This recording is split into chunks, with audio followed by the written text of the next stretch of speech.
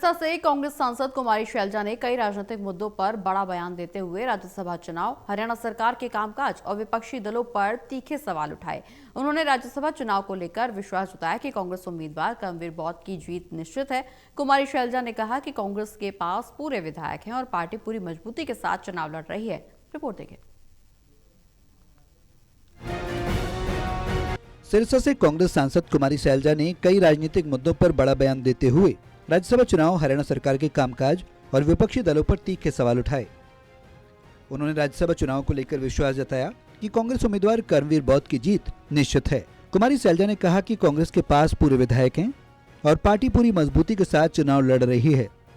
राज्यसभा चुनाव में नीतीश कुमार द्वारा नामांकन दाखिल करने के मुद्दे पर भी कुमारी शैलजा ने बीजेपी पर निशाना साधा। उन्होंने कहा कि बीजेपी ने नीतीश कुमार को केवल चुनाव के लिए इस्तेमाल किया है। उनके मुताबिक चुनाव खत्म होने के बाद नीतीश कुमार के साथ खेला जाएगा और अभी से उनके साथ राजनीतिक खेल चल रहा है। उन्होंने ये भी संकेत दिया कि बीजेपी अपने राजनीतिक हितों के लिए सहयोगियों का उपयोग करती है कि नीतीश कुमार जी का इस्तेमाल केवल चुनाव में किया जा रहा है और बाद में उनके साथ खेला होगा और वही हो रहा है। राज्यसभा चुनाव में कर्मवीर बौद्ध को कांग्रेस के टिकट दिए जाने के बाद भूपेंद्र हुड्डा के करीबी माने जाने वाले तेलुराम जांगड़ा द्वारा पार्टी छोड़ने के फैसले पर भी कुमारी शैलजा ने अपनी प्रतिक्रिया देते हुए कहा कि राज्यसभा चुनाव में कई लोग संभावित उम्मीदवार होते हैं, लेकिन अंतिम फैसला पार्टी हाईकमान का होता है। उन्होंने स्पष्ट किया कि चाहे लोकसभा, राज्यसभा या विधानसभा चुनाव हो, कांग्रेस हमेशा अपने सिंबल पर चुनाव लड़ती है।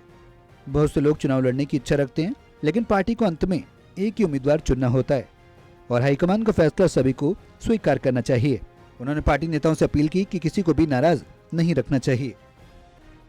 संभावित तो बहुत सारे थे, ये क्या बात होती है? पार्टी का फैसला होता है हर जगह, चाहे राज्यसभा है, चाहे लोकसभा है, चाहे विधानसभा है, चाहे जहाँ भी हम सिंबल पे लड़ते हैं।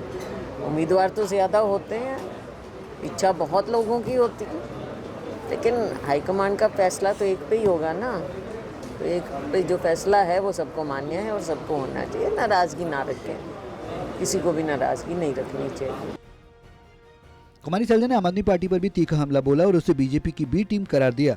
उन्होंने कहा कि बीजेपी और आम आदमी पार्टी आपस में मिले हैं और पंजाब विधानसभा चुनाव के नजदीक आते ही दोनों पार्टियां एक दूसरे के साथ तालमेल बनाती दिखाई दे रही हैं। पंजाब में मुख्यमंत्री नायब सैनी के दौरे को लेकर भी उन्होंने तंज कसते हुए कहा कि प्रदेश अलग है और भेष भी अलग है। उन्होंने कहा कि सीएम सैनी को अपने प्रदेश हरियाणा पर ज्यादा ध्यान देना चाहिए, क्योंकि हरियाणा में बहुत काम की जरूरत है। उनके मुताबिक प्रदेश की जनता सरकार से नाराज है और लोगों की समस्याओं को लेकर काफी हाहाकार मचा हुआ है।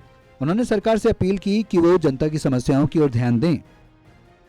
आप पार्टी तो बी पार्टी बीजेपी की ये साफ दिख रहा है, साफ नज़र आ रहा है।